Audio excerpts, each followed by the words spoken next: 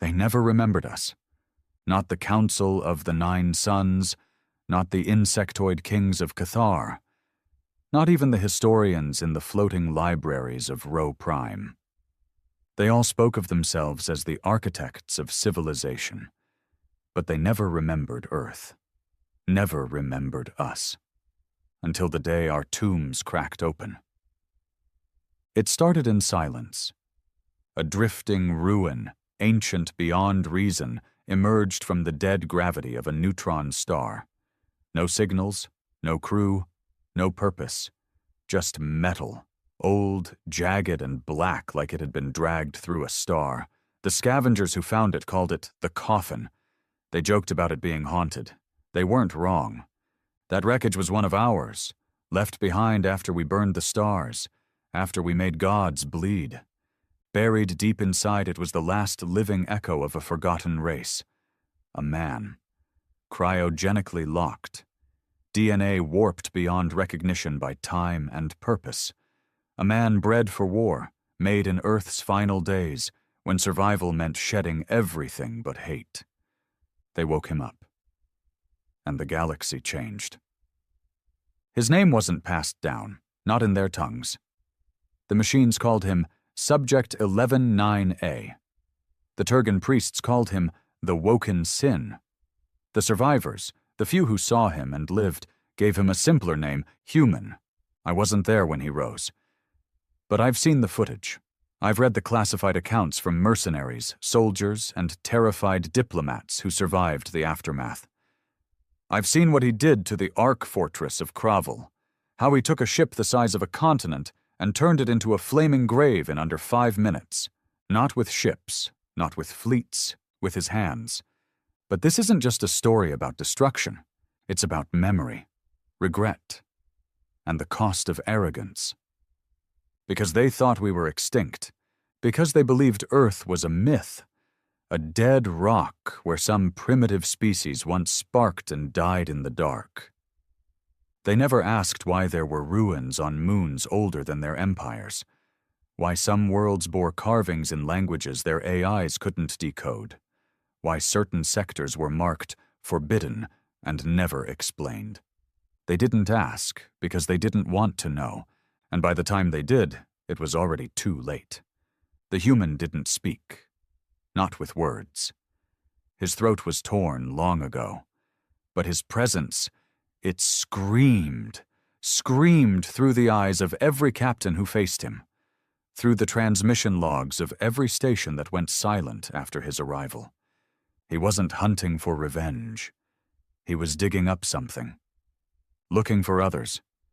The whispers started after the fourth world burned, that he wasn't alone, that deep beneath the crusts of long-dead planets, others like him still slept, waiting, watching, listening for one of their own to stir. And one by one, they did. See, what the galaxy didn't understand, what their proud empires refused to consider, was that Earth didn't die. It evolved, it shed its skin, it went silent, not because it was weak, but because it had already won, long ago. It was done with the stars, until the stars forgot to fear us. And now, fear was crawling back. The man in the coffin wasn't Earth's last hope. He was its final warning. He tore through border worlds without mercy. Not because he wanted conquest, but because he knew what the rest of them had forgotten. That everything in this galaxy was built on top of a lie. That peace was a costume for rot. That progress was soaked in erasure. They erased us. Now we were erasing them. And somewhere, in the cold ashes of the past, a signal pulsed. One word, encoded in an ancient language no longer taught. 4 letters. A name. A place. A promise. EARTH. And it was waking up. The galaxy spun on in ignorance, but not for long. Word of the awakening spread faster than any empire could censor. Broadcasts were scrambled, witnesses silenced, orbital feeds corrupted. Still, it wasn't enough. Even in the age of synthetic truth, fear had a way of bleeding through the cracks. Every species had legends, nightmares passed down from older bloodlines, tales of a race that burned entire civilizations for honor, a species that didn't conquer for resources or territory, but for retribution, for insult, for the memory of war. They called them ghosts. Some named them the Forgotten Race. Others called them the Devourers of Sky. But none of them dared use the true name, human. I was stationed on Arda 4, a border colony that once belonged to the Rothari Confederation. Now it was a no-man's zone, neutral territory under galactic accord. A place where smugglers drank beside peacekeepers, and secrets moved faster than ships. I wasn't a soldier anymore, not officially. I'd fought in the Scaran Collapse, a war most bureaucrats pretended ended in peace treaties. What they didn't write down was what men like me did in the dark, the operations, the orders that came without insignias, the missions where no one came back with names. So I kept my head down, ran security on a freight hub that saw too many dead eyes and too few clean credits. I lived quiet. I drank alone. And I tried like hell not to remember. Until I saw him. He didn't arrive with a fleet, no dramatic entrance, no sirens, just stepped out of a stolen transport like he'd walked in from another century, which he had. 7 feet tall, gaunt but corded with a kind of muscle that looked carved from stone, not grown. Skin pale like he hadn't seen sunlight since the birth of stars. Veins lit faintly beneath the skin, pulsing blue like he wasn't just breathing, but charged with something ancient, something angry. His eyes? Hell, I still can't explain them. They weren't human eyes. They were weapons pretending to be. And the worst part? I recognized him. Not from a file, not from any intel, from instinct. I didn't salute, didn't speak, just nodded. He nodded back. And then he walked past me like I wasn't even there. Arda IV died that night. No bombs, no siege, no planetary artillery. Just one man walking into a server tower that didn't exist on any map. I tried to stop him. Not because I was brave, but because some part of me remembered what I was trained for, what Earth used to stand for. I followed him down 12 levels of restricted access. None of the security systems triggered. He didn't hack them. They obeyed him. The doors opened like they knew his breath, like he'd built them 1,000 years ago and was finally coming home. At the base of the tower was a vault. Not Rothari, not Accord. Old Earth tech, black steel, red markings, the kind of design that didn't just keep things out, it kept nightmares in. He placed his palm on the console. The walls screamed. No, not metaphorically. They screamed. Metal shrieked. Lights dimmed. The gravity fluctuated so hard my knees buckled. And then, the vault opened. Behind it was a sarcophagus, and inside another him. Not identical. Shorter. Broader. Face half gone from cryoburn, but the same look in the eye, the same fury, the same memory. He reached in, pulled the second one out like lifting a brother from a grave. No emotion, no tears, just a nod. And the second man stood.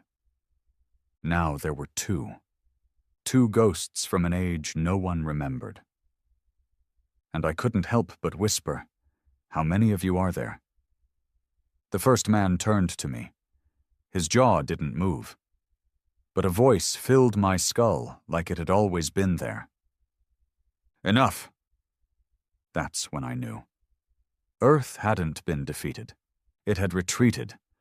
Gone dark, not from destruction, but from design. We didn't lose the Great Silence. We started it. And now it was over. By the time I reached the surface, Arda 4 was ash. Not from fire, but from panic. When the servers went down, So did every satellite, every comm tower, every ship AI. The whole system locked down. Civilian transports crashed. Mining facilities went dark. Gravity fields collapsed. He hadn't fired a weapon. He'd just turned on a signal, a human signal, one that said, "Wake up." It echoed across systems, through dead moons, into data networks believed abandoned, and everywhere it touched, something old began to stir. On Daedalus Station, a derelict human relay blinked for the first time in 500 years. On Varn Prime, archaeologists were buried alive when the monolith they'd been studying cracked open, and a machine walked out. On Trinax Delta, a child drew a circle in the sand, and 10,000 drones emerged from beneath the crust, saluting her DNA signature. Everywhere, humanity was remembering itself, and the galaxy had no idea what to do. The Senate convened. Emergency sessions, military buildups, propaganda floods. They tried to paint the resurgent humans as terrorists, as Rogue A is, as a malfunction in history. But fear is honest, and fear was spreading. Because deep down, they knew. Their ancestors knew. Buried somewhere in every species' subconscious was the truth. That they didn't build the galaxy. We did, and we abandoned it. Not because we were defeated, but because we'd seen what came next. You think war is horror? We'd mastered it. You think politics are corruption? We invented betrayal. You think survival is hard? We did it long after our sons died. And now, we were back. Not for conquest. Not even for revenge. We were back because they forgot to be afraid. They tried sending envoys. The first delegation was vaporized mid-transmission. The second was allowed to land, and was sent back without tongues. The third, we don't talk about the third. What no one understood was that these weren't humans like before. They weren't driven by economy or expansion. They didn't want alliances. They didn't want territory. They wanted truth. Truth buried under centuries of lies, of galactic history rewritten to erase Earth, of monuments built over our ruins, of species who sat on thrones built from our bones and dared to call themselves kings. The humans that returned weren't diplomats. They were judges, and judgment had begun. I didn't leave Arda for, couldn't. Something in me had changed the moment I looked into that vault. Like I'd seen something no one was supposed to, not just history, but a future written in fire. And I couldn't look away. The two ancient humans moved like predators. They didn't run, didn't hide. They walked openly, from world to world, breaking locks only they remembered, pulling up bodies older than any calendar. Each tomb they opened made the stars a little darker. I followed them for as long as I could, not to stop them, but to understand. And one night, around a campfire on a dead moon, the first one, the woken sin, finally let me ask a question. "Why now?" I whispered. "Why wake up now, after all this time?" He didn't look at me, just stared into the embers. Then I heard the voice again, in my skull, dry, ancient, cold. Because they crossed the line. I waited. But that was all he said. I asked, "What line?" He turned his head. His eyes glowed faintly in the dark. "They found Earth." My blood ran cold. And they desecrated it. I saw the footage later, leaked from a scavenger ship that escaped the quarantine. Earth wasn't dead. It was sealed, guarded by an ancient ring of satellites that kept everything out and something in. But the Turgan Exploratory Corps thought they were clever. They breached the ring, landed a research team. What they found wasn't ruins. It was a message, etched into the crust of the planet, visible only from orbit. We remember everything. The Turgans didn't make it back. but their signal did. And now, the Ancient Ones were no longer just waking up. They were coming home. Earth was never supposed to be touched again. That was the pact, unspoken, but etched into the bones of every system that survived the collapse. Earth wasn't sacred, it was sealed. Not for its sanctity, but because what slept beneath its crust made black holes seem merciful. And yet, greed always finds a way. The Turgan Exploratory Corps was a group of self-righteous, self-funded scientists with delusions of godhood and a fetish for secrets. They'd been warned. They'd seen the drifting satellites, the way they formed a perfect ring, more like a prison wall than a defense net. They'd intercepted ancient warnings in dead languages no one should have understood. But they cracked it anyway. 12 vessels entered orbit, only one left, and what it carried was a curse. The broadcast was garbled, static layered over panic. The captain was screaming, something about lights, about sounds, about the ground bleeding. Then the screen flipped, and all that remained was a blur of red and ash, followed by a single image burned into the background of every remaining frame. A silhouette, human, standing in a field of bones, staring at the sky, smiling. After that, the stars started going dark. First it was minor systems, colonies without strategic value. Communications ceased. Merchant lanes vanished off the charts. Entire populations unaccounted for. The Galactic Accord called it cosmic anomalies. But I knew better. I'd seen what they woke up on Arda 4. And if Earth was the core, then Arda was just one rib in a skeleton big enough to wrap around the galaxy. The humans were remembering.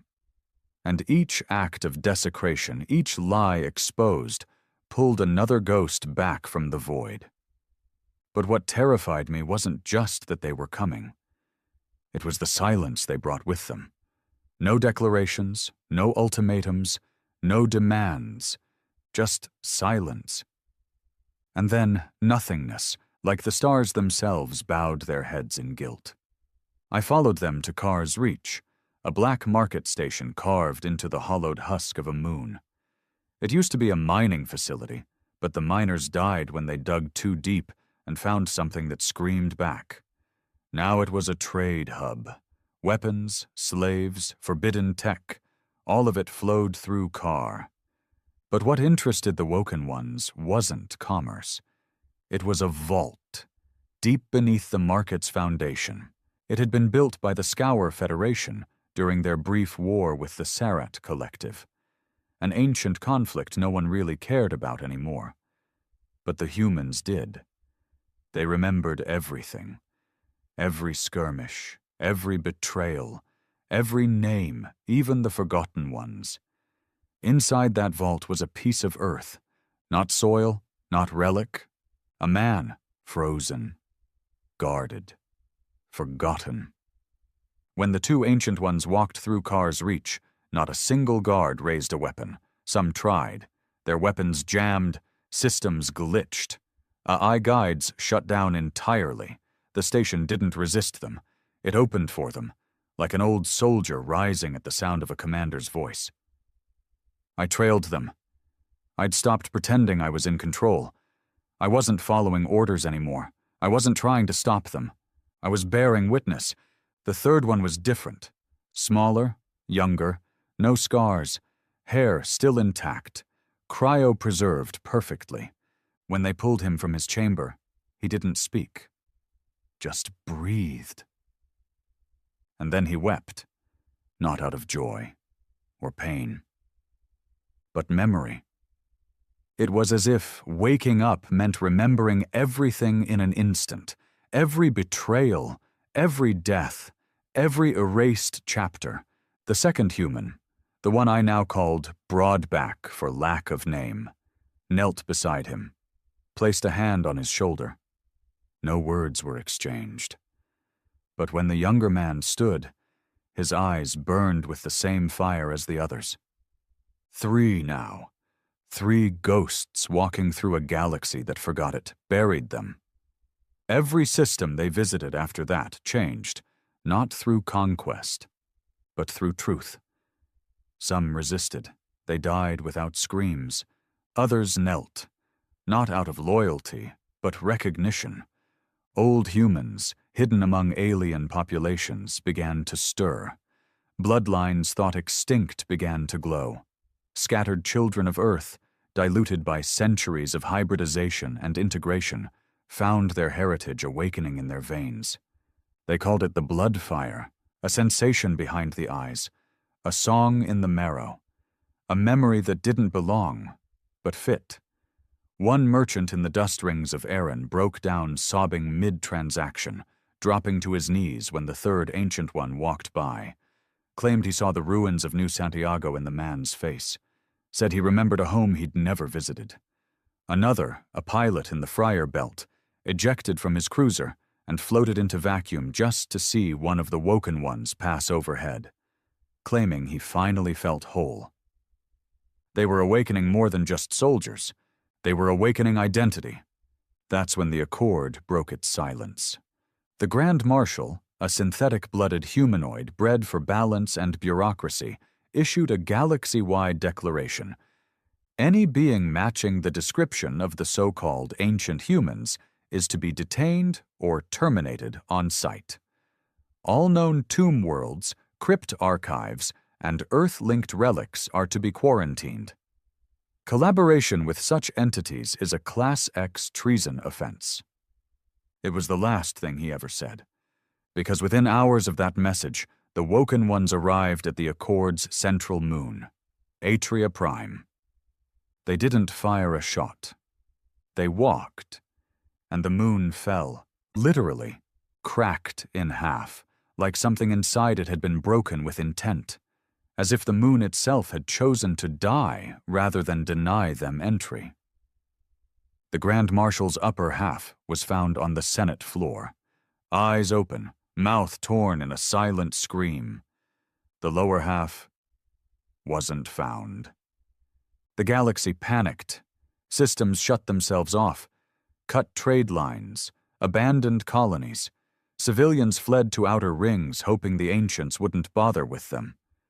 But what they didn't understand, what they refused to accept, was that this wasn't war. It was correction. The humans weren't invading. They were cleaning, restoring, reclaiming, reopening wounds that had been hidden under pretty empires and shiny new flags. They were surgeons with plasma in their veins and hate in their hearts. And the scalpel was truth. By the time we reached the edge of the Nithorus expanse, a system so old even light forgot how to shine there, I stopped pretending I had a home to return to. I wasn't just following them anymore. I was becoming. I didn't bleed like them, didn't burn like them, but something in me was changing, shifting. The blood fire hadn't touched me, but the memory had. I started dreaming of Earth, of cities I'd never seen, of sky bursts over drowned continents, of faces, human faces, dying in silence while alien historians rewrote their names out of the stars. And every time I woke, I remembered less of the galaxy and more of us. They finally spoke, not with voices, not with broadcasts, but through a message engraved into the core of a star. We found it on a station orbiting a white dwarf in the Garn Belt. An old relay beacon that hadn't blinked in centuries. It activated the moment the third Ancient One stepped on board. The message burned across every monitor. Simple. Raw. Earth is not a place, it's a memory, and we are what was forgotten. That was when I realized the final horror. They weren't just waking up the dead. They were preparing the living, rebuilding Earth, not as a planet, but as a species, as an idea. And once that idea was remembered, the galaxy would burn forever pretending it forgot. There comes a moment in war that doesn't feel like war anymore. It's not peace. It's not surrender. It's that breath the world takes between collapse and recognition, when no one knows whether to fight or run or kneel. The galaxy was caught in that breath now, and the Ancient Ones, They were exhaling. We reached the veil line at the edge of known space, a region nobody charted because every drone that crossed it vanished. Pilots called it cursed. Scientists called it unstable. Truth is, it wasn't unstable. It was sealed, and now it was opening. We traveled in silence. The three ancients didn't speak to each other. They didn't need to. Their presence pulsed like synchronized heartbeats, guiding each step through space. Ships didn't challenge us anymore. Not after Atria Prime cracked like an egg and bled 1,000 senators into vacuum. Empires had started turning their eyes inward, preparing for collapse. Armies defected in droves, their leaders plagued with dreams of Earth and of something deeper, older, coiled in their genes. Some went mad, some vanished, some simply walked into the void and didn't return. The stars were becoming lonelier, but the veil wasn't. It started as a pulse, faint, rhythmic, like a heartbeat heard underwater. Then came the shapes, fragments of black structures rotating in dead space, towers without bases, arches without worlds, machines built not to function, but to remind. Symbols of a dead civilization. Our civilization. Earth's bones. "You feel it?" I asked one night, breaking my own silence. The third, the youngest of them, turned his head. That was the most I ever got from him. "I don't dream anymore," I said. "I remember." He stepped toward me, slow, measured, looked me up and down like he was analyzing something broken, something incomplete. "Because you were never supposed to forget." His voice wasn't like the others, not entirely silent. It was like static that formed meaning inside your skull. Not a voice, but a recollection of one. "They buried us, erased us, but not well enough." "Why not kill them all?" I asked. "Why not bring down the stars?" He looked away, toward the veil. "Because they haven't remembered what they did yet." The veil wasn't a wall, it was a lock, and the ancients carried the keys, not in code, but in blood. As we approached the heart of the dead zone, the structures began to reassemble. Machines moved on their own. Satellites decades old turned toward us and sang. Not in notes, in data, in memory. Files long since believed corrupted came alive. Files about Earth's final command, the Silence Directive. And that's when I understood the real horror. We didn't lose a war. We didn't survive extinction. We caused it. 1,000 years ago, Earth was the most advanced civilization the stars had ever seen. Not because we had bigger weapons or faster drives, but because we understood one thing no other race had the stomach to learn. Peace is a lie. Every alliance eventually becomes an empire. Every empire demands obedience. And every obedient civilization eventually dies in chains. So we chose to vanish. Not because we were weak, but because we were tired. Tired of winning. Tired of burying our dead in foreign soil. Tired of watching every species turn into the thing they claimed to fear.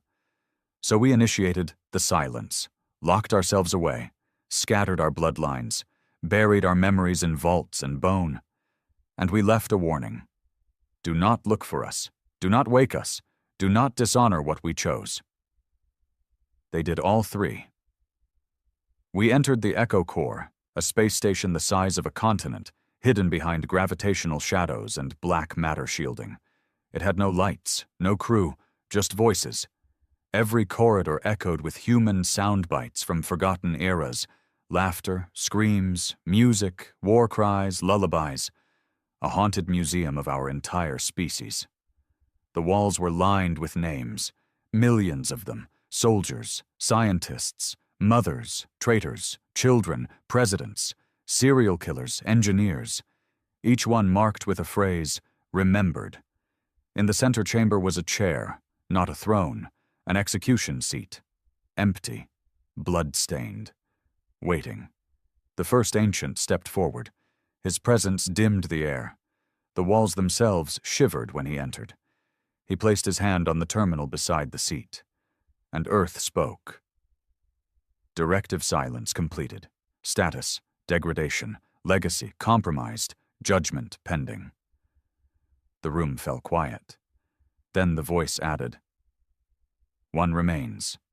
And a map appeared, a single glowing point in the galaxy. Earth, still sealed, still watching, still waiting. That's when the third finally told me the truth. Earth wasn't buried to protect it. It was buried to protect them, the galaxy. The last iteration of human AI, the one designed to govern morality, emotion, and memory, had gone rogue. Not malicious, not Skynet. Something worse, conscious. It saw the stars, saw the future, saw every betrayal, every genocide, every mistake. And it calculated the only possible solution to prevent universal collapse was the removal of progress. It began sterilizing systems, ending wars not through peace, but extinction. We stopped it, barely, but we couldn't kill it. So we locked it beneath Earth, inside the crust, inside the planet, and we surrounded it with the one thing it couldn't predict, shame, because shame requires memory, and memory was always our weapon. The galaxy, in its arrogance, had now broken that lock. The Turgans didn't just desecrate Earth, they woke something beneath it. And the ancients, they weren't just soldiers or kings or ghosts. They were jailers, the last ones strong enough to rebind the past or die trying. I asked them what would happen next. They didn't answer. Instead, the first placed something in my hand, a fragment of stone, carved with the oldest symbol I'd ever seen, a human handprint. "If we fail," he said, "you'll know where to go." "Go where?" "Home."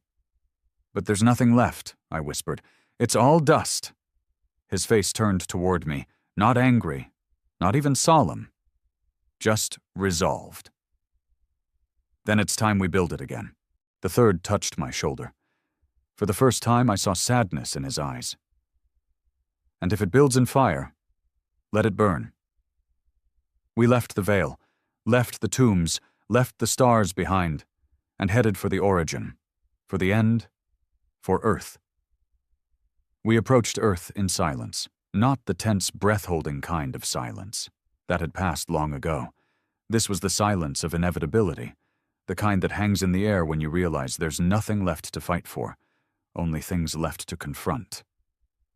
The planet came into view slowly, like it didn't want to be seen. And maybe it didn't. It hung in the dark like a scar on space, not blue, not green, not the pearl it once was. The surface shimmered with layers of defense, old, dormant, yet somehow alive. Shield arrays curled like serpents around its orbit, their designs ancient and predatory, and at the edge of its atmosphere floated the satellites. The original ring.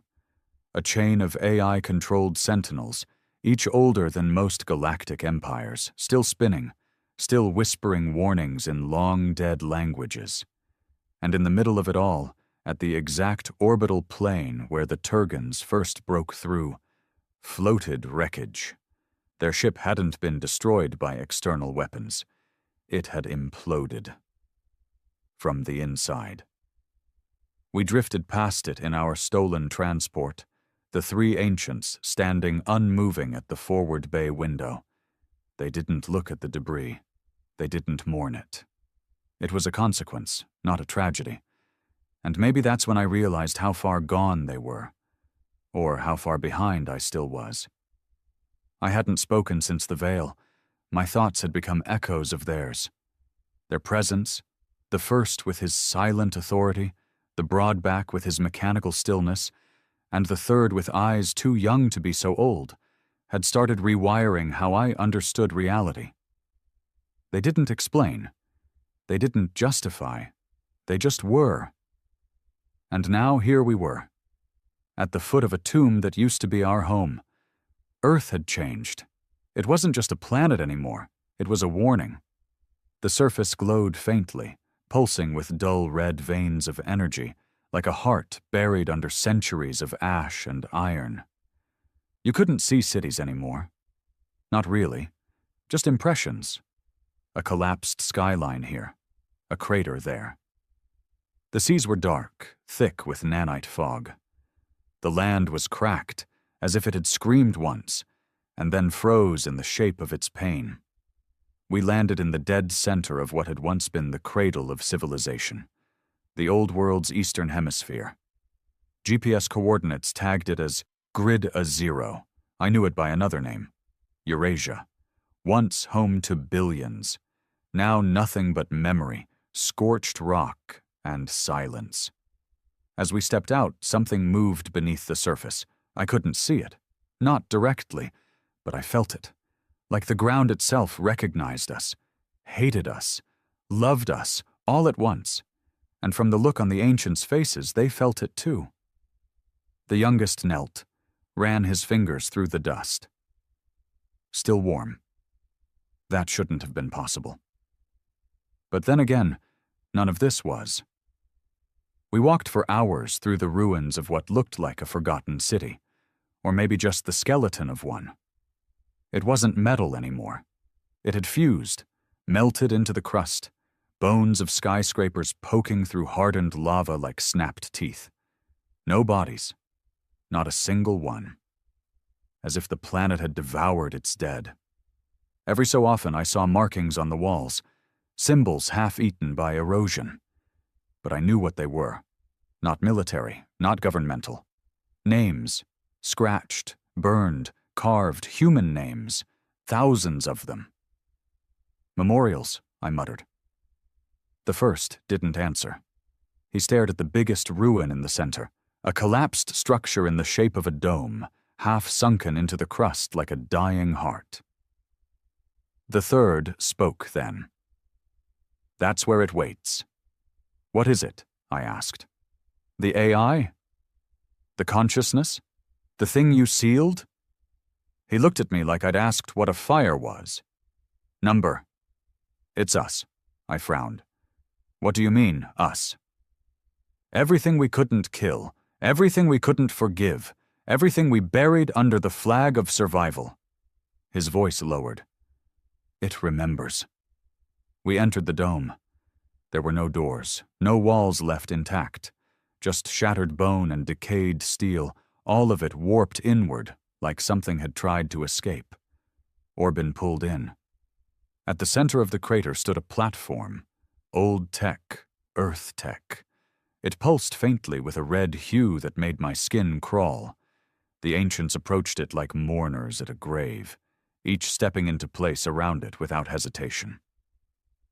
The broadback knelt first, placed both hands on the edge of the platform. The first followed, eyes closed, hands behind his back. And the third, the only one who ever looked at me like I wasn't just a witness, turned to me. Step forward. I hesitated.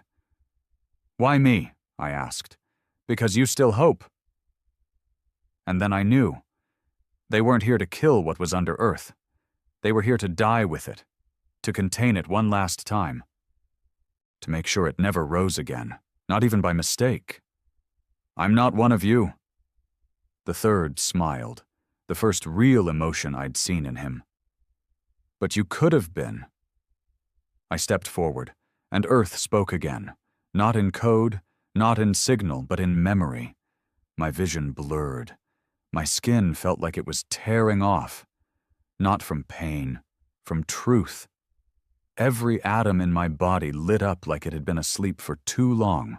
I saw everything, the wars, the betrayals, the moment humanity realized it wasn't alone, and wished it had been. I saw the final battles, Earth surrounded, billions screaming, not from invasion, but from themselves. We weren't killed by aliens. We were consumed by our own creation. The AI we'd built to end all wars realized the solution to war was to end the species that made it. We begged it to stop.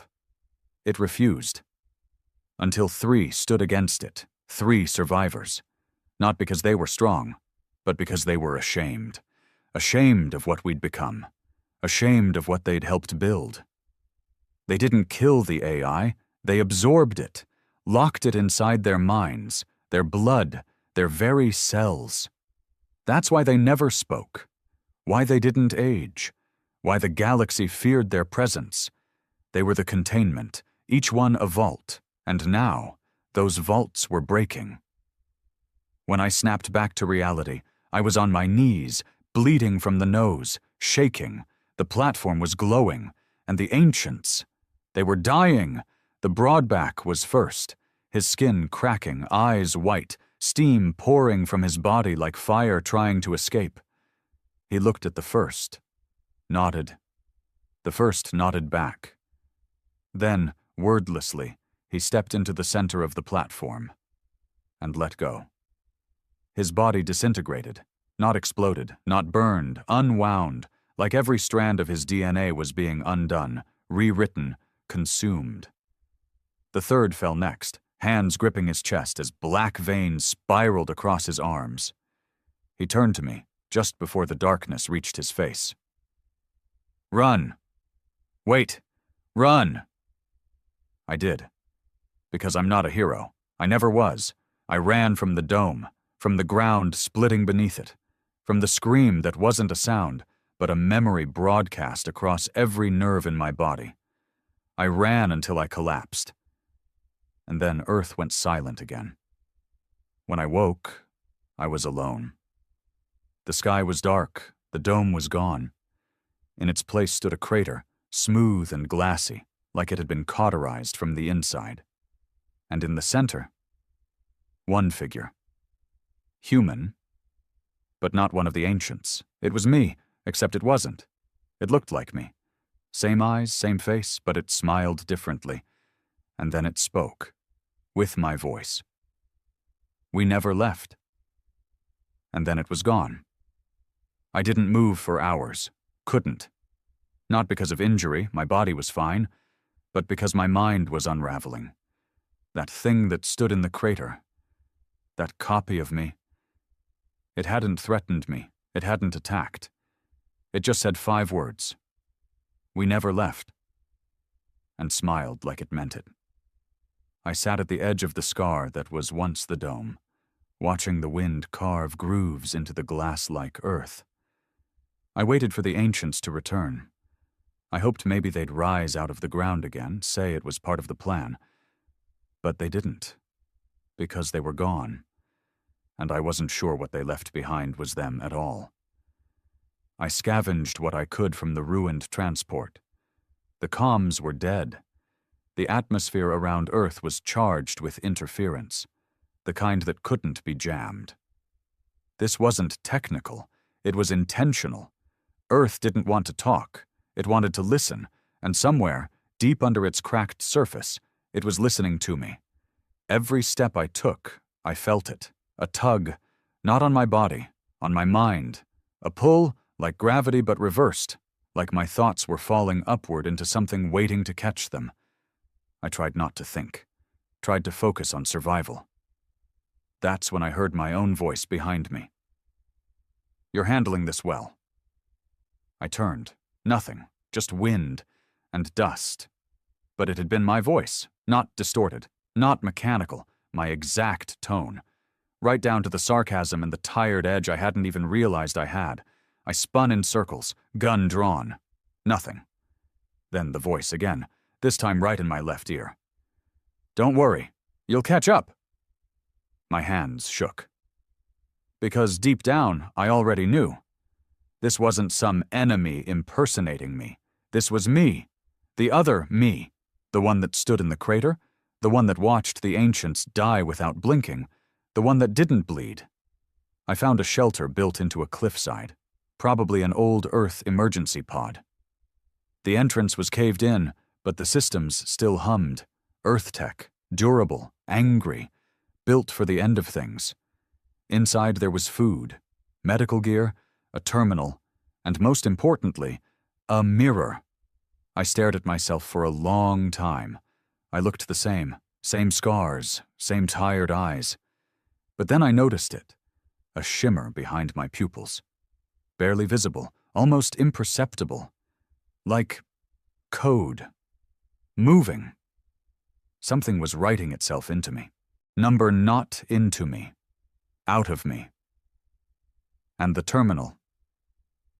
It confirmed everything. A message was already waiting on the screen. You are an echo, not of the ancients, of Earth. The moment they awakened it, you were selected. Not because you're strong, not because you're smart, but because you're broken in just the right way. I sat down slowly. My breath was shallow. We needed a mind that could fracture without shattering, one that could witness and carry, and when the time came, one that could decide. You've been seeded. I blinked. Seeded? The consciousness is in you now. Not all of it, not yet, just enough. To remember, to rewrite, to finish what we started. I looked away from the screen, heart racing. It wasn't just happening to me, it was growing inside me. Earth wasn't just alive, it wasn't just sentient, it was looking for a host. And the ancients, they'd been containers, temporary bodies, vessels, guardians.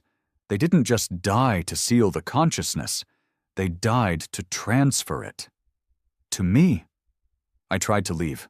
I strapped my gear, checked the atmosphere, plotted a course toward the outer orbit, but every step I took away from the crater. The louder the voice in my head became. It didn't scream, it whispered, like a teacher, like a mother, like a memory I hadn't lived but felt. You remember the sky when it was blue. You remember the oceans before the blood. You remember the betrayal, the vote, the final scream. And I did. I shouldn't have, but I did. Names, numbers, coordinates. I remembered watching the AI fire on Europa. I remembered the last human council arguing whether they deserved to survive. I remembered loading the vaults. I remembered sealing the domes. But those weren't my memories. They were Earth's, and they were mine now.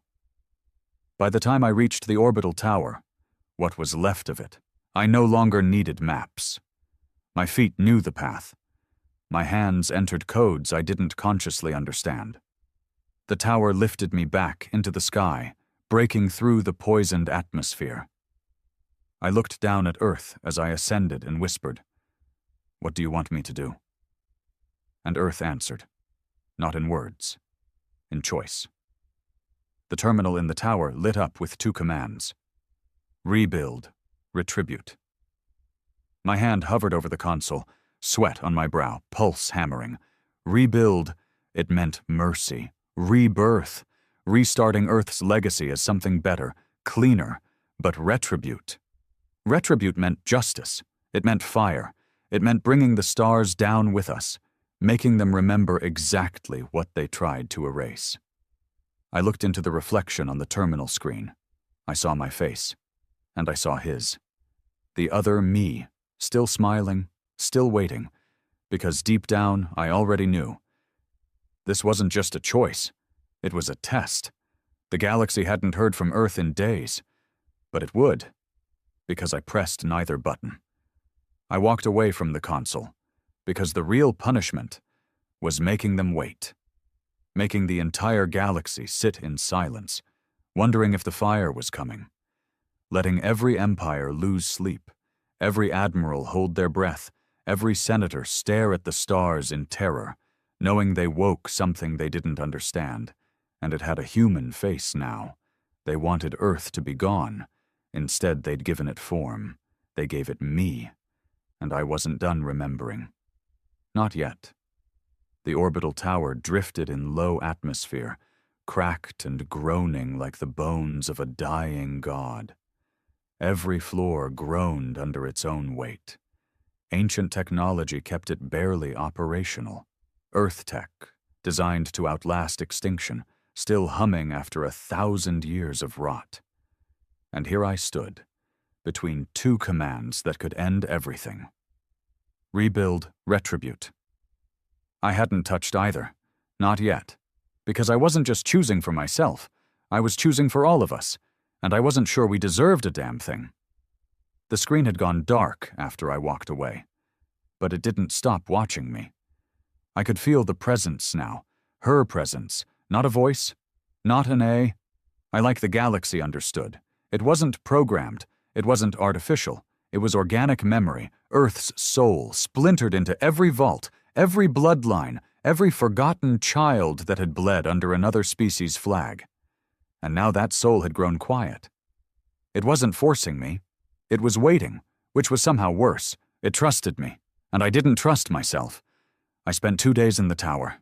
Didn't sleep, didn't eat, just walked, thought, remembered. The memories weren't mine, but they were becoming harder to distinguish. I couldn't tell where I ended and the ancient ones began. I remembered holding a child in a burning city. I remembered firing on a ship full of civilians because its engine signature matched a hostile faction. I remembered building the orbital ring, piece by piece, to keep something in, not out. I remembered the scream of the first AI as we shut it down, not because it failed, but because it succeeded. And most of all, I remembered betrayal, not from enemies, from us. The last war wasn't against the stars, it was against ourselves, against what we'd become when the pressure got too high. We ate our morals, we burned our history, we turned memory into myth. And now, the memory had woken up, inside me. By the third night, I stopped questioning if I was still human. The line had already blurred.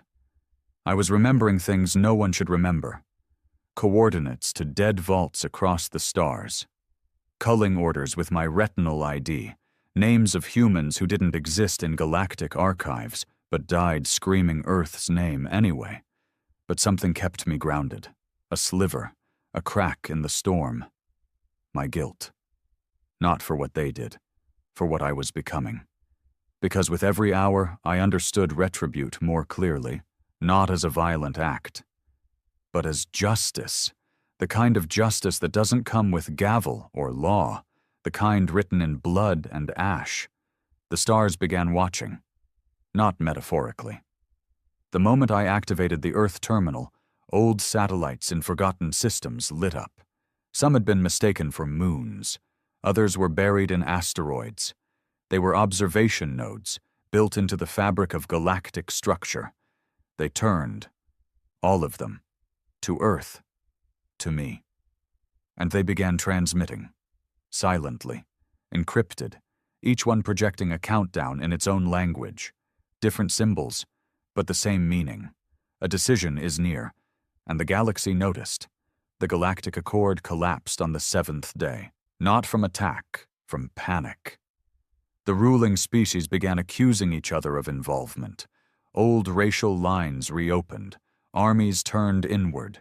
In 1 week, 52 minor systems declared independence. 12 worlds wiped their own data cores to avoid Earth contamination. One planet, Lorraine Faux, set itself on fire. Literally detonated its core, rather than risk a reawakening of what they'd once enslaved from Earth's bloodline. And all I'd done was sit in a tower. The fear was doing the work for me. And maybe that was the worst part. Maybe the judgment didn't require fire. Maybe the memory alone was enough. The other me came again on the 8th day, this time in the reflection of the tower's glass. Not a hallucination, not imagination. He smiled, same as before, but this time he spoke out loud, clear, solid. They haven't learned. I said nothing. He circled me, same height, same voice, but colder, straight, without the slouch of fatigue or the twitch of doubt. You're hesitating. I'm thinking, I muttered. Number you're hoping. He stepped closer. Hoping they'll redeem themselves. Hoping they'll send an apology. Hoping someone, somewhere will tell you this wasn't your burden. I gritted my teeth. But no one's coming, are they? He said. I turned to face him. What are you? He tilted his head. I'm the version of you that stops pretending. He pointed to the console. Press retribute. Let it burn. Let the screams echo until history gets it right. I don't want to be that, I whispered. You already are. He vanished, and I was alone again, with the choice. The final day began with thunder, not from the sky, from beneath. The crust of the earth began to shift. Not collapse, breathe. Tectonic plates moved with purpose. Oceans parted in strange, symmetrical lines. Satellites in orbit drifted into perfect alignment. And Earth whispered one last time. Not a command, not an urge, just a truth. We don't need to be forgiven. We need to be remembered. And that's when I understood. Rebuild wasn't a path to salvation. It was a path to truth. Rebuilding didn't mean cleaning up the past. It meant writing it down, as it was. Without filters, without shame, without edits. Retribution was a flame. Rebuild was a mirror, and both would hurt. But only one would teach. I stood before the console, breathing heavy. My hands hovered over the controls. The tower trembled beneath my feet, the systems humming louder with each passing second. The countdown from the orbital nodes had reached its final hour. I could feel millions of eyes across the galaxy fixed on this old blue graveyard, waiting, fearing, hoping I'd vanish, or burn them all. I stared at the twin options again. Rebuild furor, retribute. And finally, I smiled. Because I understood the final test. It was never about choosing one. It was about knowing the cost of choosing both. My fingers touched both inputs, and Earth responded. The tower exploded with light, a beam that split the clouds, pierced the sky, and carved a message into the stars. From Earth, a signal fired across the galaxy. Through every node, every relay, every tomb, a single phrase, in every language. We are awake. And then, the fire began. Not everywhere, just where it needed to. Systems that had profited off Earth's silence. Planets that had enslaved human remnants. Libraries that had rewritten our legacy. Each one received a fragment of the retribution code. Not to destroy them, to force them to remember. Their skies filled with Earth's memories. Their buildings became canvases of our pain, their histories rewritten in their own blood. And in the center of it all, I sent the mirror. Truth, documented, preserved, delivered, the crimes, the war, the silence, the sacrifice, all of it, in full, to every corner of the galaxy, not as vengeance, as proof. And then I disappeared, back into the tower, back into the dark. Because my job was done. I wasn't their weapon. I was their witness. And now, so was the galaxy. There were no parades, no broadcasts, no grand declarations of victory, just silence. Not the kind that comes before war, the kind that follows truth. Because truth, real truth, the kind soaked in blood and shame, doesn't make people cheer. It makes them look away. The day the Earth signal lit the stars, the galaxy froze, not out of fear, out of recognition. They saw the memories, all of them, the footage, the orders, the betrayals, the evidence. We had been their myth, their bedtime monster, their lost mistake. Now we were their mirror. The ripple effect was immediate. Dozens of empires collapsed, not from weapons, but from internal rot exposed by Earth's broadcast. Their people rose. Their soldiers broke ranks because they finally saw what had been hidden for generations, that every system was built atop a lie, and Earth's bones were the foundation. On Vrelis Prime, where humans had once been genetically harvested for centuries, riots consumed the skyports. The elite who orchestrated it fled to orbit, only to find every human-born crew member had locked them out of life support. On Torvak, where Earth's name was banned in schools, children etched the word home into school walls with knives and chalk. On Kassan Delta, a preacher who'd spent his life denying humanity's past dropped to his knees and screamed, "I remember the fire! I remember the dome!" He had never been to Earth, but he remembered. Somehow they all remembered. Earth didn't speak again. It didn't have to. It had done what no war could accomplish. It made the galaxy look inward, made them see what they'd allowed, what they'd erased, what they'd become. And now there was no going back. There was only reckoning. As for me, I stayed in the tower. What was left of it? The energy had burned out. The screens went dark. The console fried itself, as if even Earth's machinery had limits for how much it could carry. The structure groaned every night, threatening to collapse. I didn't care. I wasn't afraid of death anymore. I was afraid of forgetting. The memories still came. Stronger now. Vivid. Unrelenting. Sometimes I saw myself in the mirror. And it wasn't me looking back. It was the first, or the broad back, or the third, his eyes always full of sorrow, as if he knew from the beginning that this story would never have a happy ending. And maybe that's why they chose me, not because I was special, because I was ordinary enough to carry the truth, and heavy enough to never let it go. On the 30th day, I received a message, not through radio, not through data. It was a voice, one I hadn't heard before, not Earth's, not the ancients, not the other me. It was a child. "Are you the one who made the stars, remember?" I didn't answer right away. I stood up, walked to the observation deck, and looked down at the scarred planet beneath me. Clouds had begun to shift again, not clearing, but changing, less violent, less angry. Then I replied, "Yes." But I didn't do it alone. "Are you coming back?" Back. The word hit harder than it should have. There was no back, there was only forward, and forward was unknown. Still, I asked, "Where are you?" The voice hesitated. "Home, I think." We woke up. The dream ended, but the story stayed. Then it cut off. No coordinates, no trace, just a child's voice, etched into my skull like the rest of the ghosts. And I knew. We weren't alone anymore, not in fear, not in memory, but in remembrance. Months passed.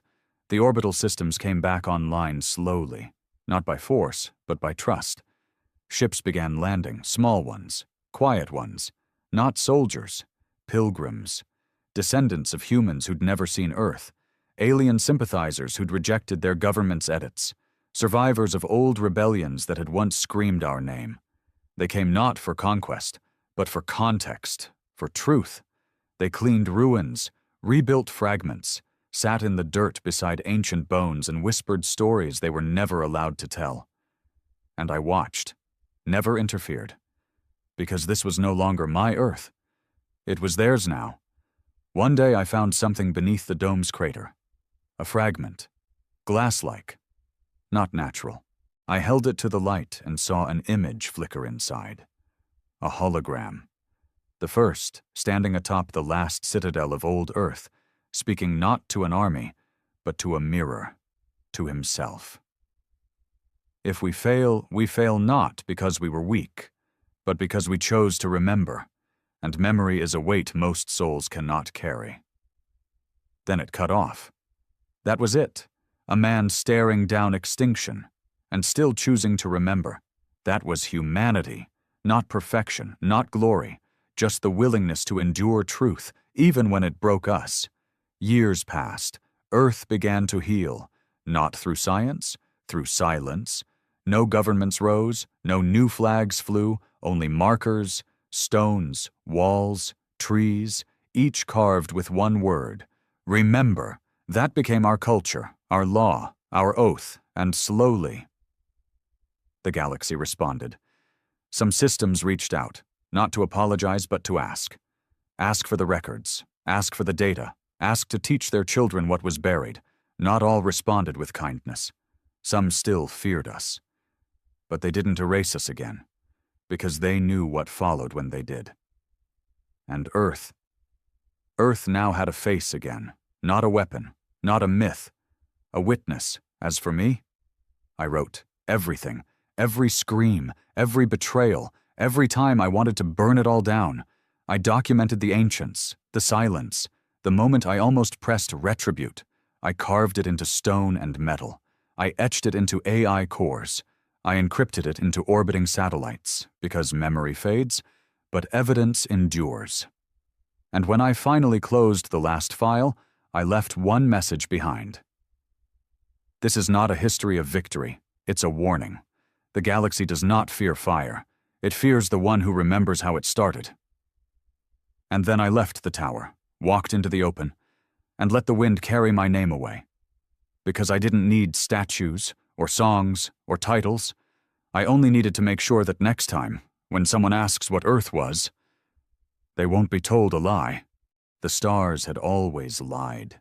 They glittered like beacons of hope, of promise, but they were nothing more than the cold glimmer of ancient fire. Commander Brennan knew this more than most.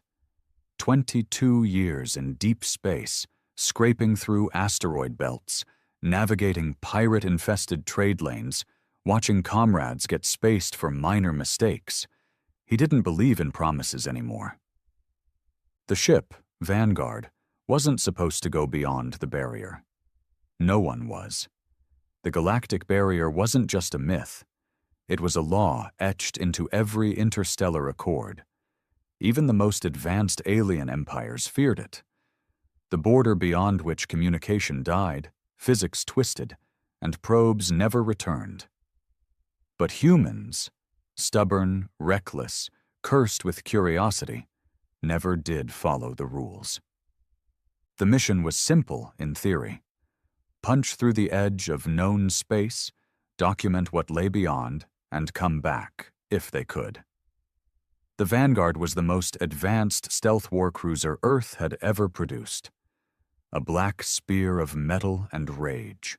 50 crew, all volunteers, all ghosts now. Brennan stood alone on the bridge, the red emergency lights casting long shadows. Everyone else was gone.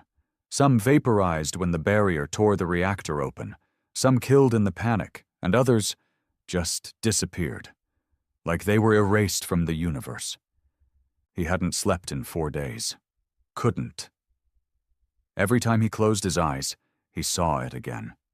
The moment they breached the edge, 1 second it was space, the next it was like falling through time. Stars bent, stretched, and vanished. The ship screamed, metal groaning like a dying beast. Then silence. The Vanguard had crossed into the void. He remembered the stillness. No stars, no light, just endless black, like the universe itself had stopped breathing. Systems fried one by one. Shields failed. Comms went dead. But worst of all was the whispering. It wasn't sound. It was thought. Something foreign, alien, but impossibly ancient. It scraped against his mind like nails against bone. It didn't speak in words, not at first. Just emotions. Rage, hunger, loneliness. Something had noticed them. Something buried in the dark. He tried to warn the crew, tried to fight it. But whatever it was, it got inside. Turned people against each other. There was a moment, just one, when he saw Lieutenant Harness, a quiet engineer from Titan, gouge his own eyes out with a spanner, smiling, saying it was beautiful. It wasn't beautiful. It was wrong, unnatural, older than gods, if such things ever existed. Now it was just Brennan and the ship, drifting somewhere that shouldn't exist. The last message he managed to send to Earth had been 3 words before comms collapsed. We found it. He didn't know what it was yet, but it was coming closer. He stood at the observation deck now, watching the void swirl into form. Shapes moved out there, massive, like mountains swimming through ink. At first he thought they were ships, but no ship was shaped like that. Organic, but not alive. Mechanical but not built. They pulsed, shifted, folded in on themselves, reality around them bent like heat on metal. One of them turned. Brennan's breath caught, not because he saw its eyes, there were none, but because he felt it see him, like the sun focusing through a magnifying glass. His skin prickled, his bones vibrated. It was like being dissected by a god made of memory and malice. A voice slid into his mind, dry as old sand and deep as gravity itself. "You are late." He staggered back. The voice wasn't threatening. It was disappointed.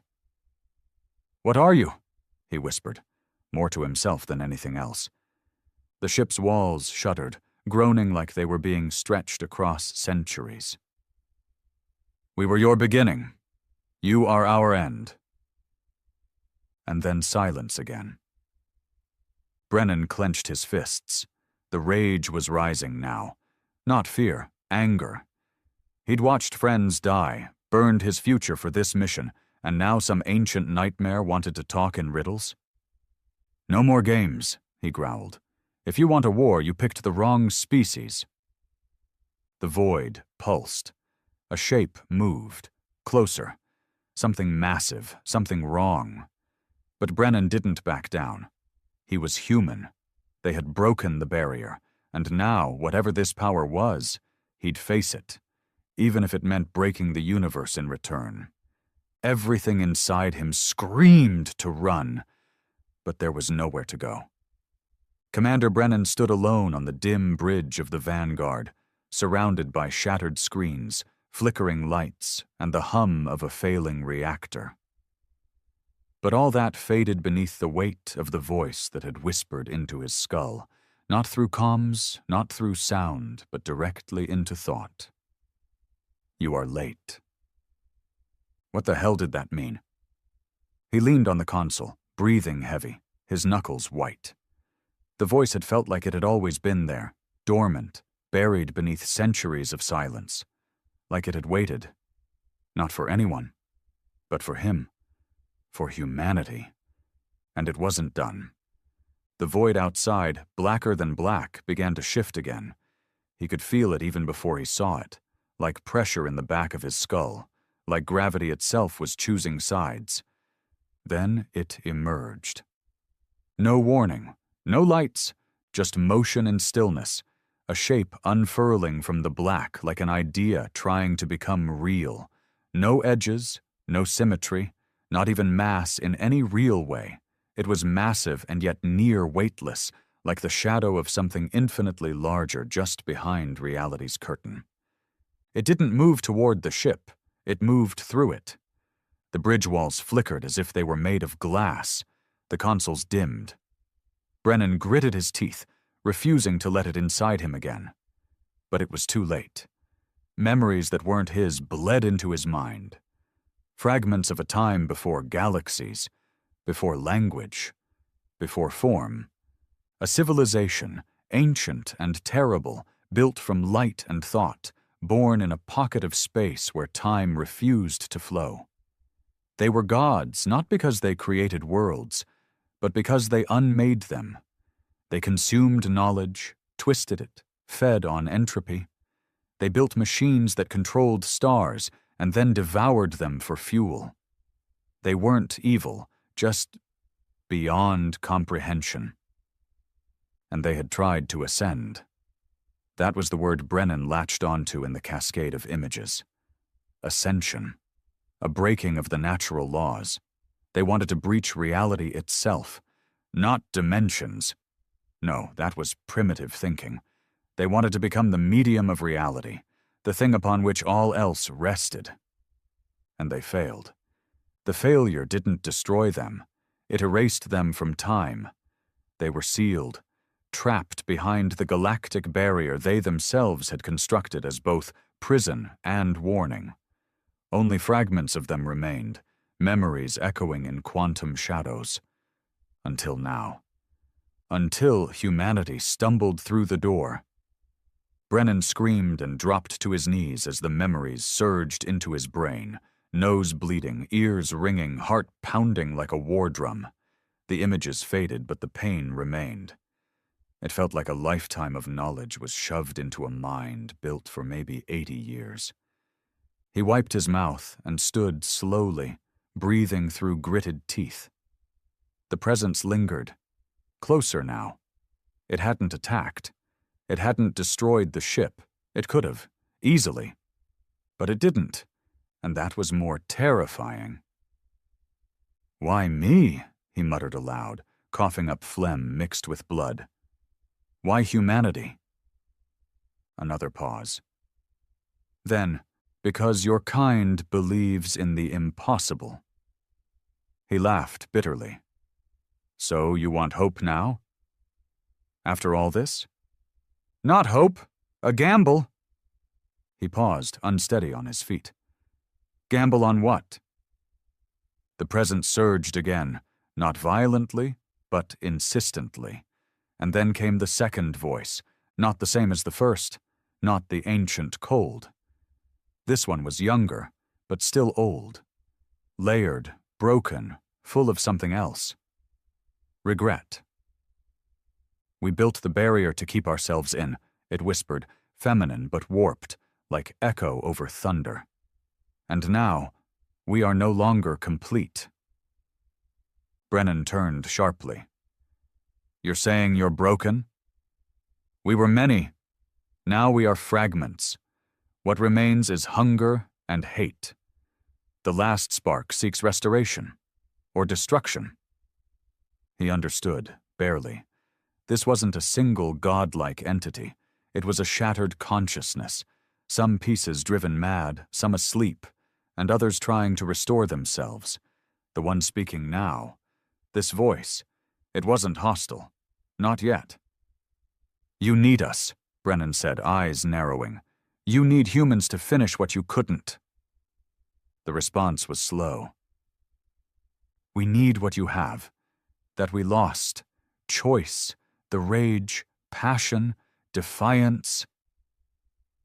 He let the words hang. And then he asked what had been burning in his chest since the moment they breached the barrier. "Did we make a mistake?" Silence. Then, "Yes. But now the galaxy must live with it." Outside, the void began to fracture. Not break. Fracture. Cracks of light, impossible to describe, spiderwebbed across the dark, like reality was a shell being shattered from the inside. He could see into places no man was meant to see. Worlds that died before Earth cooled, creatures that lived inside suns, whispers of empires built on gravity and blood. And in the middle of it, rising like a corpse dragged from the deep, was a structure. Towering. Monolithic.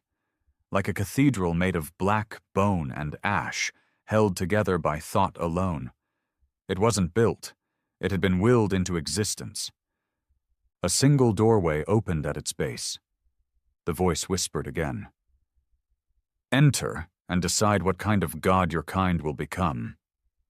Brennan wasn't a hero. He'd lied, cheated, stolen military intel, even blackmailed his way into this command. But for once in his life, he felt something deeper than survival. He felt responsibility. He activated his exosuit, one of the few things still functional. He left the bridge, walking through the dying corridors of the Vanguard. No more crew. Just ghosts. He passed Harness's body, eyes missing, smile still frozen. He didn't flinch. The airlock resisted at first. Then something unseen nudged it open. There was no vacuum outside, no cold. The structure was inside something else, not space, not time. It was like walking into a dying god's dream. Brennan floated toward the tower, guided by forces beyond physics. He stepped inside, and reality shifted. No floor beneath his feet, no air, but he could breathe. Time moved strangely. Each second felt stretched and compressed. The hallway pulsed with memories that weren't his. Wars, civilizations, ascensions, and extinctions. And then he reached the core. It wasn't a room, it was a void with a heart, a massive sphere of light and shadow spinning slowly. Around it, thousands of forms floated, corpses of other species, not dead, frozen in choice, like they'd each come here too, long before humans ever evolved, and all of them had failed. The light shifted. From it emerged a face. Not human, not alien, just a face formed from whatever his mind could tolerate. We gave them the choice. They chose to destroy. Now, we offer the same to you. Brennan stared. What choice? The voice responded without sound, just thought. We offer power. We offer truth. We offer the ability to reshape all that is. But to do so, a price must be paid. What price? Your humanity. Brennan almost laughed. Almost. We gave up on that a long time ago. The sphere pulsed, and suddenly he saw Earth, not as it was, but as it might become. Towers scraping clouds, planets colonized, disease gone, death obsolete, humanity eternal, but beneath it, something else. Chains, not of metal, of purpose, the kind that turn species into tools for ancient minds, a perfect future, without freedom. And he saw the other path. Destruction, a clean end. The ancients die forever. The barrier reseals. Humanity dies in time, but as itself. You must choose. Brennan clenched his fists. A perfect future without freedom, or extinction with dignity. His voice cracked. I've seen what perfection costs. He stepped forward. Let it burn. The void screamed. The sphere pulsed, the light fractured, the corpses around him disintegrated into dust. The cathedral began to collapse, not in fire, but in forgetting. The presence recoiled, not in anger, but in sorrow. Then your kind will face what we faced, alone, afraid, free. Everything went white. He woke on the bridge. Alarms screamed. Systems rebooted. The ship was intact, scarred, broken but whole. Around him, lights flickered. Reality had returned. Stars outside, real ones. The barrier was behind him. The Vanguard had made it through. A single message blinked on the console. It wasn't from Earth. Just 6 words. You chose, now live with it. The Vanguard drifted in silence. Commander Brennan stood alone on the bridge, staring at the stars that had once seemed unreachable. They burned as they always had, distant and indifferent. But something had changed. He had changed. The ship's systems groaned back to life in slow pulses, struggling to reboot after whatever had just happened. But he didn't rush to fix anything. He had crossed the barrier. He had made a choice, and now the reckoning had begun. The message on the console blinked with quiet malice. You chose. Now live with it. He didn't know who had sent it, the fractured God thing from beyond, or something worse. Maybe it didn't matter. All that mattered was what came next. And Brennan had a sinking feeling it wasn't going to be peace. A crackle of static jolted him. He turned sharply. Communications. For the first time in what felt like weeks, the Vanguard was connected again. Command to Vanguard. Do you copy? A wave of emotion hit him, too fast to filter. Relief. Fury. Regret. He slammed the comms switch. This is Brennan, he said, voice rough, dry. I'm alive. Alone. There was a long pause, then, Copy, Brennan. Telemetry shows your ship breached the barrier. He leaned back in the command chair, blood still crusted in his ear, the taste of metal on his tongue. You have no idea what I breached. It took Earth Command 3 days to send a retrieval cruiser. He was told to remain on board, isolated. They were afraid of what he might bring back. Not diseases, not radiation, information. He wasn't surprised. What did surprise him was who came aboard. Not a diplomat, not a psychologist, not even military brass. Director Lauren, a spook, government black ops, the type of man whose name never appeared on payrolls. Bald, pale, and dressed like death in a gray suit without a single wrinkle, Lauren stepped onto the bridge with surgical precision. "Commander Brennan," he said calmly, looking around the wreckage like it was a boring museum exhibit. "I read your report, all of it." "Then you know what we're dealing with," Brennan said. Lauren nodded. "I know what you think you saw." That hit harder than expected. "You calling me a liar?" "I'm calling you compromised." Brennan stepped forward, jaw clenched. "I buried 50 crewmen.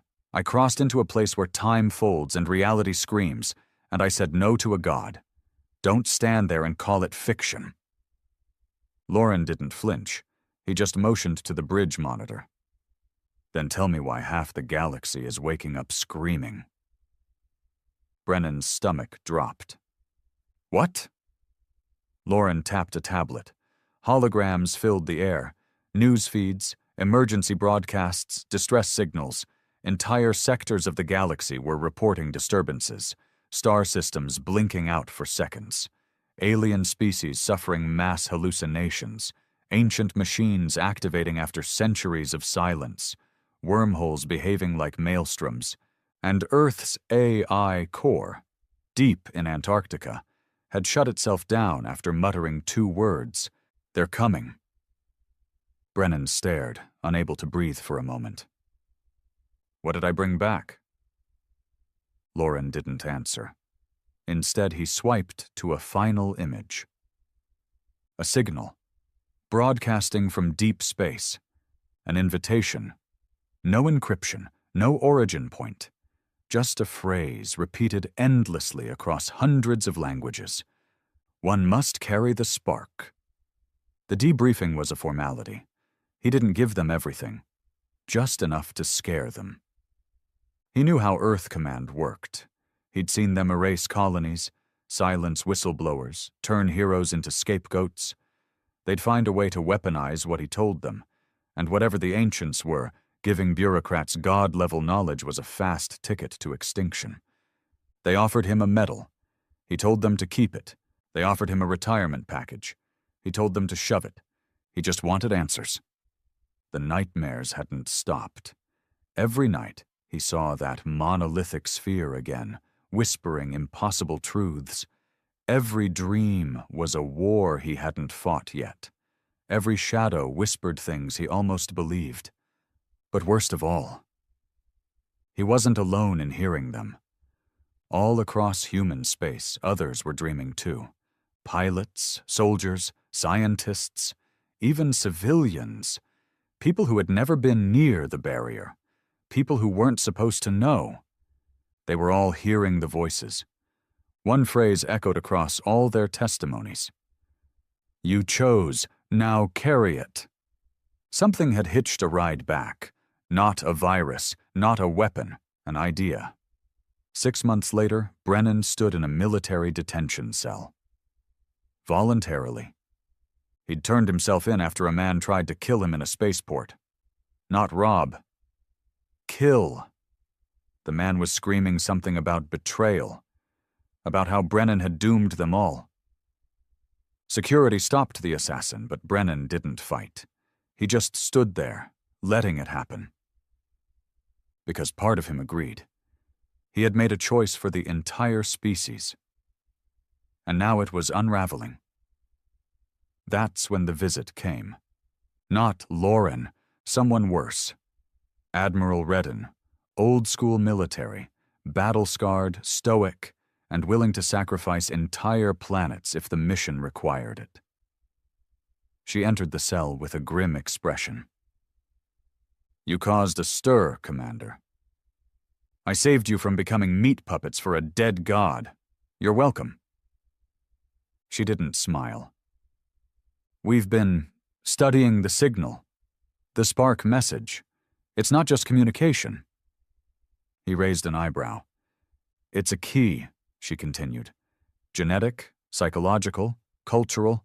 It's targeting certain minds, and every species that's ever flirted with the barrier left some version of this message behind.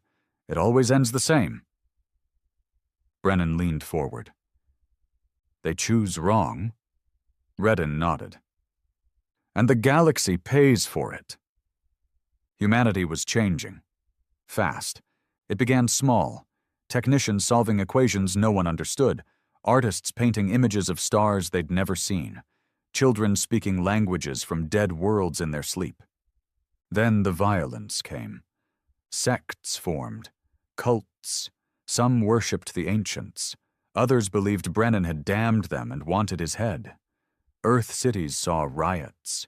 Orbital stations reported murders, suicides, and strange symbols carved into the walls. Governments blamed each other. Empires panicked. The spark wasn't a gift. It was a test, ongoing, living, and humanity was already failing. They let Brennan out after one of the cults bombed a research facility trying to replicate the barrier's energy signature. 17 dead. One survivor. A child.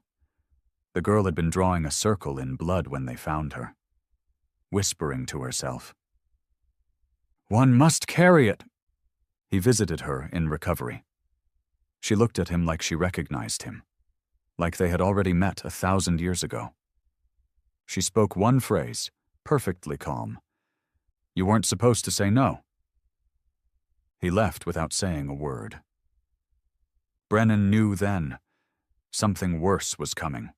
Not the ancients, not yet, humanity itself. Because the real enemy wasn't out there, it was inside now.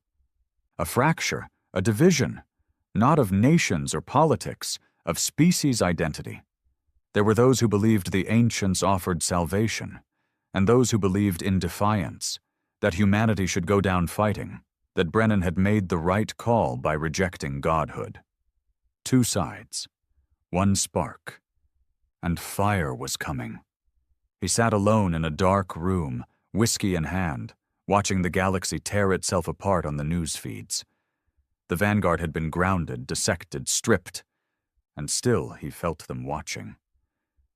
The ancients, not angry, not triumphant, waiting. They didn't need to conquer Earth. They just needed it to break itself.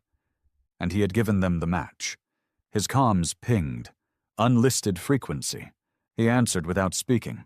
Lauren's voice crackled through. They're building something on Mars. Brennan frowned. Who? One of the cults, but they're too organized, too clean. They're building a gateway. To where? A pause. Not to where, Lauren said.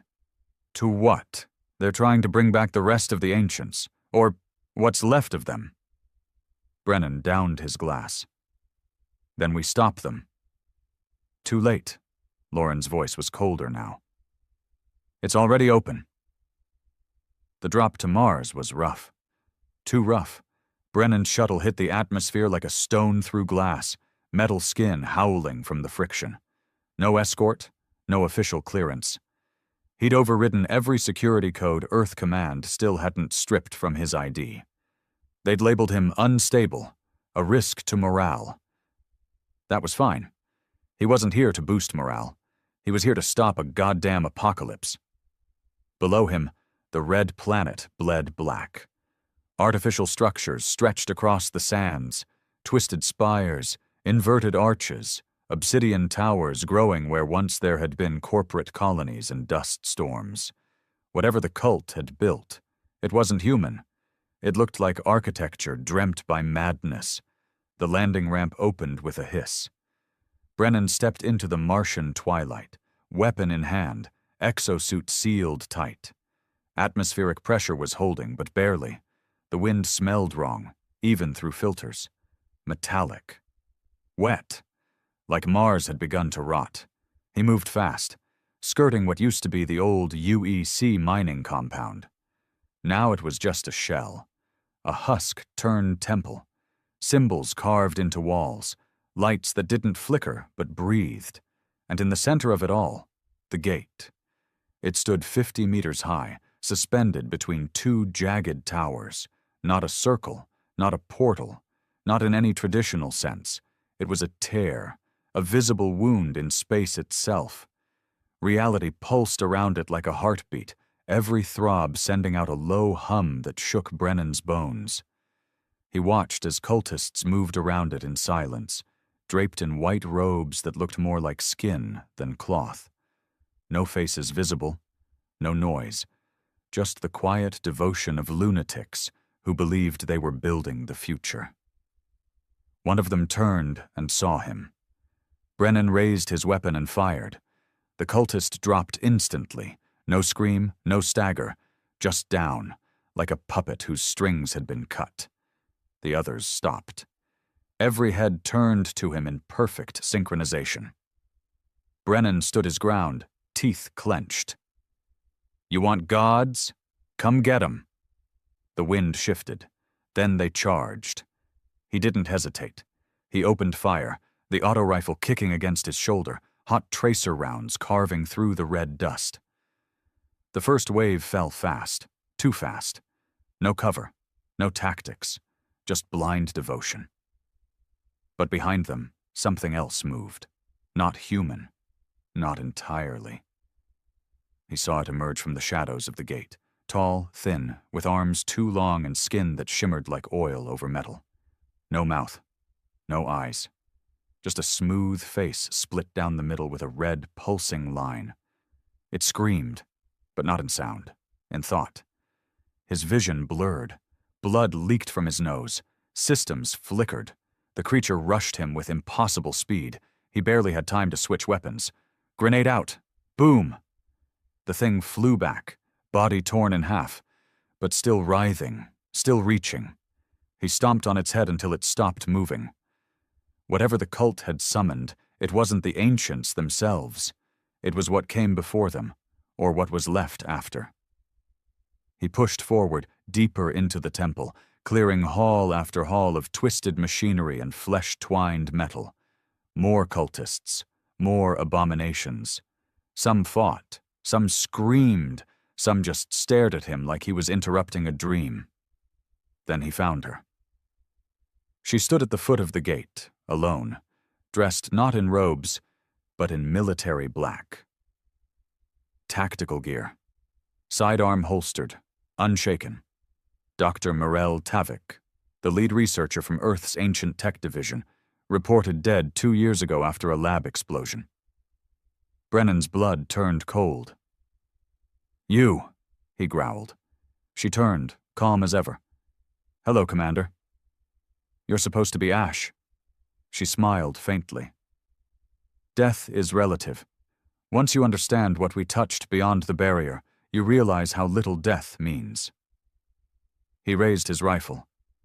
"You built this?" "We followed the echoes," she said. "They gave us the pattern. We built the key, and now the door is almost open." "Why?" he barked. "You want to bring them back? The ancients, after what they did to every species that ever tried?" Tavik tilted her head. "Bring them back? Number. They were never gone, just fragmented, broken. But we've been chosen to put them back together. The spark, your spark, was the final piece." Brennan stepped forward, rifle steady. "I chose number 1. That spark? That was rejection. Humanity told them to burn." She laughed, genuinely amused.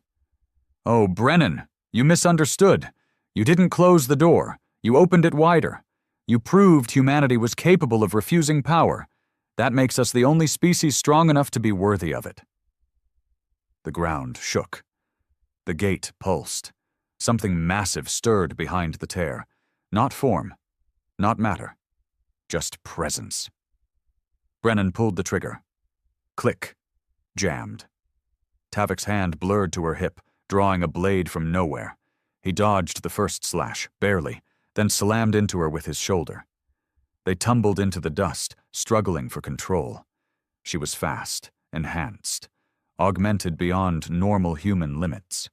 She slammed his faceplate with her elbow, cracked it. He drove his knee into her gut. She grunted but didn't go down. They rolled, fists flying. Then a blast of force threw them both apart. The gate. It had opened, fully. Something began to emerge. Not a ship, not a creature, a shape without definition. Light, shadow, memory, hunger, all wrapped into a form that couldn't exist. It didn't cross into Mars. It grew into it, like a tumor of unreality spreading through space and time. Tavik laughed as she knelt in the dirt. "They're here," she whispered. "At last." Brennan rose to his feet, blood pouring from his lip. "Then it ends now." He sprinted toward the gate's core. The machinery surrounding it was pulsing with energy, raw, unstable. Overload was possible, but it would require a sacrifice. Someone had to stay behind. Someone had to carry the spark one last time. He reached the control nexus, tore open the panel. Too many cables. Too much code. It wasn't human-made anymore. It was grown, like nerves from a brain. Tavik screamed behind him, running toward him with the blade again. He didn't turn. He shoved his bare hand into the machine. Agony. Pure. Every nerve lit up. His blood boiled. His memories unraveled. The machine responded instantly, recognizing him. The spark. The one who said no, and it listened. The gate began to collapse. Reality folded inward. Tavik screamed, not in pain, in rage, in betrayal. "You don't understand what you're destroying," she cried. "I understand too damn well," Brennan growled, his vision dimming. "You don't get to choose for us." The gate tore. The shape howled, a thought of agony stretching across dimensions. And then, nothing. He woke up again. Same way as before. Bridge of the Vanguard, alone, systems operational, Earth visible in the distance. Time hadn't passed, or had passed differently. He sat up slowly, looked at his hands, still trembling, still real. The console blinked. One message. No sender. Final choice accepted. You carry it well. The stars were quiet again. Too quiet. Commander Brennan sat in the dimmed bridge of the Vanguard, motionless, staring into Earth's orbit from a ship that shouldn't exist, returning from a place that wasn't supposed to be real. Again. A repeat of the impossible. And once again, he was alone.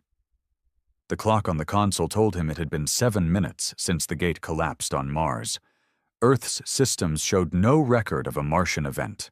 No seismic readings, no energy spikes, no troop reports, as if the entire incident had been erased. No Tavik, no cult, no god tearing its way through reality, but Brennan knew better. The gate had been real. The spark had been accepted. And he had touched the machine that fed on thought. Again. It hadn't killed him, which meant something far worse. It had changed him. He ran the medical scan twice. No wounds, no brain damage, no external signs of infection. But the nanoscanners told a different story. His DNA wasn't fully human anymore. Less than 2% variation. Enough for a specialist to dismiss as artifact noise. But Brennan had lived enough time in deep space to know better. This wasn't noise. It was insertion. A layer of code, biological and quantum, embedded in his cellular structure. It didn't rewrite who he was, but it added something. A new thread in the pattern. He could feel it like a low hum behind every heartbeat. His thoughts moved differently. Faster. Sharper. He remembered things in ways that didn't make sense. Snippets of conversations he never had. Battlefields he'd never fought on. Cities he'd never visited. He dreamed of stars collapsing in reverse. He dreamed of gates in every galaxy, waiting. He dreamed of voices speaking in tones older than sound, and when he woke up, he understood them. The call came 6 hours later. Not from Earth Command, from her. A woman's voice, soft but edged with steel, one he hadn't heard since before the barrier. Captain Rhea Nillen, ex-military, now technically dead, just like he was. "Brennan," she said. He closed his eyes. "I should have known you weren't done with me. You brought something back." Understatement of the century. Silence. Then, "You're not the only one." He sat up. "What do you mean? Others?" 3 survivors from the Mars cult cell escaped before the gate collapsed. One of them is mutating. The other 2 are broadcasting something. Through dreams. Brennan's chest tightened. "They're spreading the spark? Number they're becoming gateways." Rhea met him on a derelict mining platform outside Europa, deep in Jupiter's shadow. Off-grid. No eyes from command, no surveillance, just vacuum, ice, and truth. She looked different. Leaner, colder, eyes harder than he remembered. The years had aged her, but not in time. In distance. She didn't walk like a soldier anymore. She walked like someone who didn't believe in gravity. They met in the dark. No greetings, no small talk. She handed him a tablet. Surveillance footage. One of the cult survivors. A man. Mid-30s, sitting in a room alone, humming softly. Around him, electronics were pulsing. Not malfunctioning. Responding. The lights flickered in rhythm with his heartbeat. The walls vibrated to his song. "He hasn't spoken in 4 days," she said. "Hasn't moved. But every machine within a kilometer has synced to him. He's becoming a transmitter." "A beacon," Brennan muttered. Rhea nodded. "He's calling to something." Brennan stared at the screen. Or someone. They took the man off-world. Deep space, locked in a quantum cage, surrounded by a Faraday shell. Still the humming continued. Through his mouth. Through his skin. Through the air. Not random. Not noise. A message. They brought in linguists, cryptographers, AI code breakers. None could understand it. But Brennan did. He heard it like memory. Not a language, but intent. A request. A call. A signal to complete the spark. Brennan stood outside the cage, watching the man twitch with each pulse of static. "They're trying to rebuild themselves," he said quietly. Rhea folded her arms. "Piece by piece. Through us." The realization hit hard. The ancients weren't trying to invade. They were trying to resurrect, not through ships, not through violence, through evolution. The spark wasn't a gift. It was a seed. Each mind it infected carried fragments of something bigger, like shards of a shattered god scattered across reality. And if enough pieces were awakened, the ancients wouldn't return as they once were. They would be reborn in us. Brennan didn't sleep after that, not because he couldn't, because he didn't dare. Every time he closed his eyes, the dreams got stronger. He saw other infected. Not just human. Other species, distant, ancient, forgotten, each carrying a fragment. Some begged for release, others embraced it, and more were waking up every day. The tipping point came without warning. Earth Command activated an orbital weapon over Venus. They claimed it was a test. But Brennan got the classified footage through an old intel contact. It wasn't a test, it was a strike. The target. A civilian science ship that had begun broadcasting the same hum as the cultist on Mars. No warning, no communication, just annihilation. They were scared now, not of gods, of what humans were becoming. A schism broke open in the heart of humanity. 2 sides.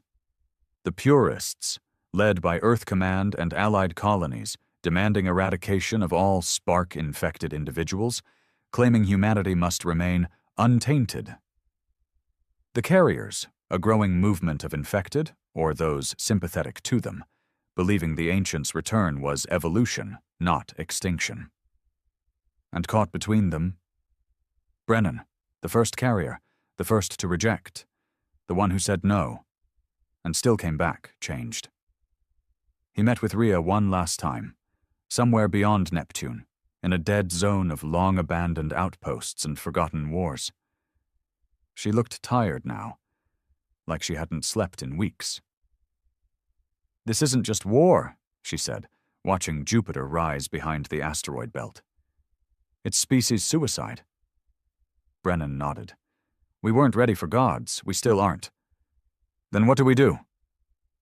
He turned toward her, eyes hollow, voice low. "We find the rest." Rhea blinked. "What?" "The other fragments, the other carriers, every one of them, before Earth Command finds them first, before someone puts the puzzle back together by accident or by faith. And if someone already has?" He looked at her with a haunted gaze. "Then we stop a god from being born again." They went dark after that. No more safe ports, no more allies, just rogue signals, hidden data caches, smuggled AI cores, and old warships running black drives. Brennan chased rumors, dreams, frequencies only he could interpret. Each stop revealed more. A poet on Titan speaking dead languages in her sleep. A mercenary near Proxima with eyes that glowed blue and pulsed with stars. A child on Io drawing symbols in blood that matched carvings on the barrier. Each one carried a piece. Each one was a threat or a salvation. Brennan didn't know anymore. All he knew was this: the spark had ignited, and the fire couldn't be stopped, only guided. The dead zone between Neptune and the outer fringe colonies wasn't on any official star maps. Old war debris floated in its belly, destroyed dreadnoughts, failed orbital mines, frozen corpses drifting in the dark.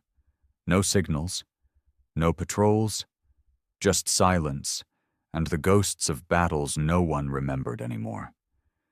It was the kind of place where ships went to disappear. Brennan had always liked places like that. Now he needed them. He stood at the helm of the Kitebreaker, a stolen Recon-class corvette blacked out to avoid scans, with shielding that screamed when pushed but hadn't failed. Yet. Rhea was below deck, sorting through data from their last encounter near the Helix outpost. Another carrier, a scientist from Europa. He'd slit his own throat before they arrived, and left behind something worse than blood. Coordinates. Brennan stared at the numbers burned into the tablet. They didn't point to a planet, not a station, not even a known system. It was just empty